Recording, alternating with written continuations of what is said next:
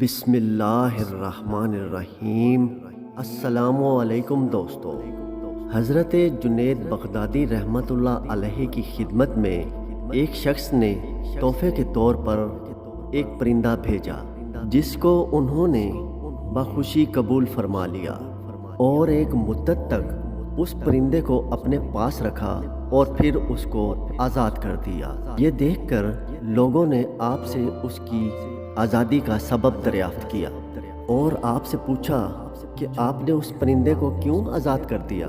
تو آپ نے فرمایا کہ اس پرندے نے مجھ سے فریاد کی تھی کہ اے جنید، افسوس ہے کہ آپ تو اپنے احباب کی مناجات سے لطف اندوز ہوتے رہیں اور میں بے مونس اور اکیلا آپ کے اس پنجرے میں قید رہوں۔ میں نے اس کی یہ درد بھری فریاد سن کر اس کو آزاد کر دیا، اور وہ پرندہ جاتے وقت یہ کہہ کر اڑ گیا کہ جب کوئی پرندہ ذکر الہی میں مصروف رہتا ہے وہ جال کے پھندے سے آزاد رہتا ہے، اور جہاں ذکر الہی سے غفلت ہوئی کسی نہ کسی جال کے پھندے میں پھنس جاتا ہے۔ میں تو بس ایک ہی مرتبہ ذکر سے غافل ہوا تھا کہ مجھے اس کی سزا میں پنجرے کی قید میں رہنا پڑا۔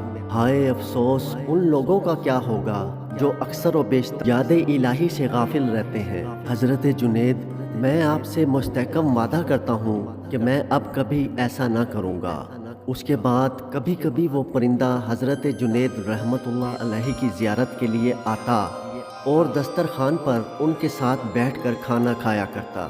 چنانچہ جب حضرت جنید کا انتقال ہوا تو وہ پرندہ بھی تڑپ کر زمین پر گرا اور اس کی روح پرواز کر گئی۔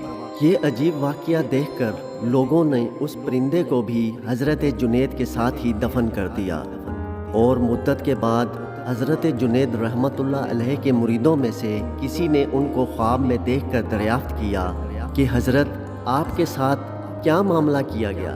تو حضرت جنید فرمانے لگے کہ اس پرندے پر رحم کرنے کی وجہ سے اللہ تعالیٰ نے مجھ پر بھی رحم فرما دیا۔ تو دوستو، یہ تھی ہماری آج کی خوبصورت کہانی۔ اگر آپ کو ویڈیو پسند آئی ہو تو ہمارے چینل کو ضرور سبسکرائب کریں۔ آپ سے پھر ملاقات ہوگی ایک نئی ویڈیو کے ساتھ، تب تک کے لیے اللہ حافظ۔